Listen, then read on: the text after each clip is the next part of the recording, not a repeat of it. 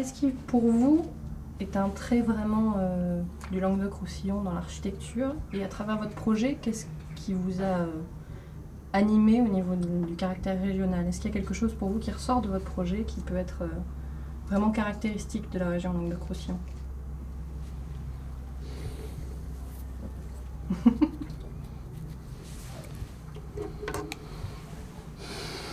Est-ce que le territoire vous a Oui. influencé d'une certaine manière? Est-ce que le territoire m'a influencé? Le territoire, si on prend les territoires à différentes échelles, le territoire immédiat de cette grande, ce grand viaduc là qui vient, j'étais influencé par des forces qui étaient, je sais pas moi, à 500 mètres, 1 kilomètre du lieu. Est-ce que le territoire Languedoc-Roussillon m'a influencé? Forcément, non, pas directement. Surtout que lorsqu'on fait un projet comme ça, malheureusement, avec ces concours, on n'est pas nécessairement dans le lieu, même si on est venu voir le terrain, etc. Par contre, j'ai décidé de venir vivre dans le Languedoc-Roussillon, donc je trouve il y a une raison. C'est effectivement, il y a un passé incroyable et des villages sublimes que même les habitants ne se rendent pas compte. Là où j'habite, c'est pas un village, c'est un hameau, le Pêche. Le maire m'avait dit un jour, on me dit que nous avons un beau village. Je dis, attends, on vous dit que, qu'est-ce que vous pensez vous-même? Il dit, je sais pas d'idée. Et je crois que ça touche quelque chose de fondamental, c'est que les gens n'ont pas d'idée. Enfin, les gens, il ne faut pas généraliser, mais tout de même, n'ont pas l'idée de la valeur de ce qu'ils ont, et on est en train de détruire, détourner, avec cet étalement dans tous les sens, les gens qui vendent leur maison pour vivre dans un lotissement, puis après peut-être se rendre compte qu'ils ont peut-être fait une erreur, mais c'est déjà trop tard. Je crois qu'il n'y a pas de conscience de territoire. En dehors de tous les langages, les trucs, les machins, la langue de bois et tout ce que tu veux. Enfin, les discours à l'appel, langue de bois, démagogie, etc. Par rapport aux valeurs du lieu. Mais on fait tout le contraire, c'est évident. Et l'agriculture est à peine valorisée. Et ce rapport qui a eu lieu à un moment entre bâti et non bâti,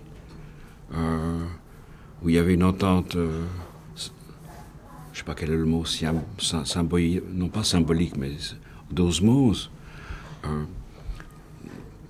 On repousse tout ce qui est l'agriculture.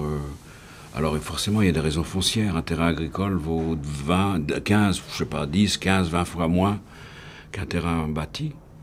Mais en même temps, les gens sont prêts à tout pour vendre. Et je crois que le problème que je vois, ou l'enjeu, je crois qu'il est perdu. L'enjeu ce qui ne veut pas dire de recopier ce qui existait, mais voir comment on pourrait étudier une croissance plus raisonnée des villages, comment l'agriculture et l'espace vert peut pénétrer dedans, sans que ça devienne une tâche de bâti, comme autour de Montpellier, c'est la cata, quoi. C'est horrible. Et c'est pareil dans tous les villages. C'est-à-dire le bâti repousse. Et il y a des solutions à tout ça. Par exemple, il y avait eu un projet à Amsterdam qui était ça s'appelait the finger plan, le plan de doigt, où le bâti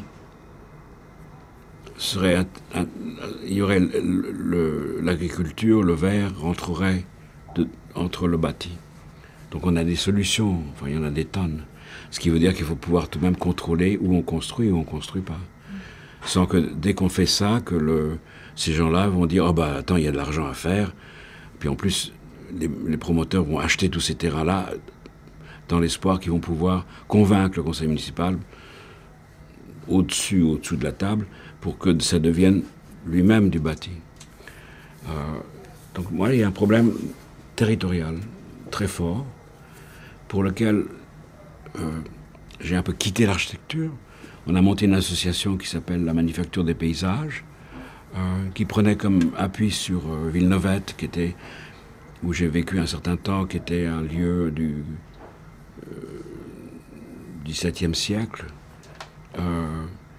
mais qui est un petit bijou, et autour duquel il y a des choses absolument néfastes, pour dire, on a des exemples, et partout des exemples, de villages intéressants, et on doit faire quelque chose. On ne peut pas être silencieux par rapport à ça, que ce soit architecte, que ce soit des gens dans l'association, on a des gens un peu tous les métiers, y inclus agriculteurs, enseignants, pour essayer de parler avec les gens, pour leur dire, mais qu'est-ce qui se passe?